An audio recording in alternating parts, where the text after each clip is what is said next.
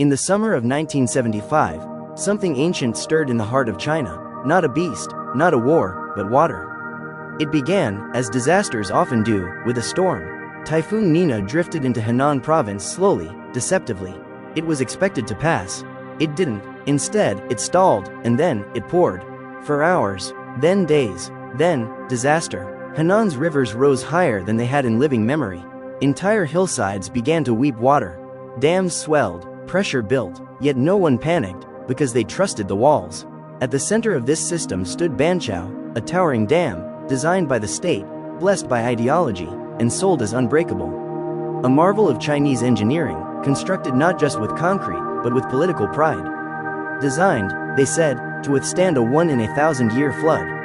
But the rain that fell in 1975? It wasn't a 1-in-a-1,000-year storm. It was worse. Nearly a meter of rain fell in 24 hours.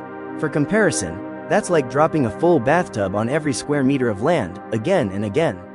Smaller dams began to spill over. Cracks appeared where none were expected. Telephones rang, radios sputtered, warnings came, quietly, then urgently, from technicians, workers, engineers. They begged to release water early, but no one wanted to be the first to admit the dam couldn't hold. No one wanted to sign the order. In a nation gripped by the Cultural Revolution, hesitation meant survival. Doubt meant punishment, and so, nothing was done.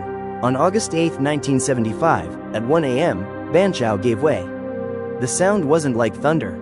It was deeper, a vibration that echoed across miles, through mountains, villages, and sleeping homes. In an instant, 6.4 billion cubic meters of water were unleashed, enough to flood New York City to the top of the Empire State Building. What followed wasn't a flood. It was an obliteration. A black wave, up to 10 meters high, surged forward like a living wall. It moved not like water, but like fate. Silent, monstrous, unstoppable. Villages vanished before their names could be spoken. Entire families were erased in their sleep. In Suping County, survivors recalled waking to nothing. No sound, no screams, just water, waist-high in seconds, rising fast. Children clung to rooftops. Old men wrapped themselves around trees. Mothers, waist-deep in mud, held their babies above the surface until their arms gave out. And the water didn't stop. It continued, swelling, breaking more dams in its path. Shamantan, Suya, Baisha, every one that collapsed added to the tidal force. Roads disappeared, railways twisted like ribbon, electricity died, communications were severed, and in the silence that followed, came something worse than destruction: abandonment. For 7 days, there was no help. Helicopters couldn't fly through the storms. Boats couldn't reach the stranded. Entire towns were cut off, not just from aid, but from the world. People drank rainwater mixed with corpses. Others starved while food rotted in submerged granaries. In some villages, children were the only survivors. One survivor, a farmer, later said, "We didn't cry. Not because we were brave. Because there was no one left to cry with." The official death toll claimed 26,000 lives. But that number was a lie. Declassified reports now estimate the true figure. Over 170,000 dead, tens of thousands from the flood itself, and many more in the days and weeks that followed from starvation, disease, exposure, and hopelessness. But the world didn't mourn. Because the world didn't know. In 1975, China was silent. The Cultural Revolution was still raging. Political stability mattered more than human life. The collapse of Banqiao was seen not just as a tragedy, but as an embarrassment, one that had to be buried. And so it was. There were no public funerals, no headlines, no international appeals for aid, no acknowledgement that the people of Henan had just endured the deadliest dam collapse in human history. Survivors were told to rebuild and forget. The disaster was written off as a natural event, a once-in-a-millennium flood. But the truth?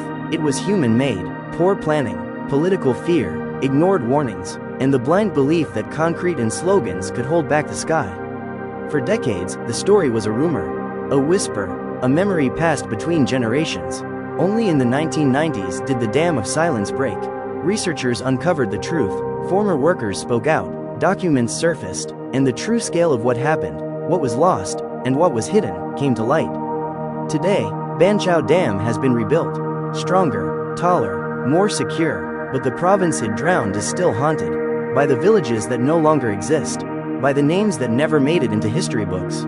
By the floodwaters that rose not from nature, but from silence.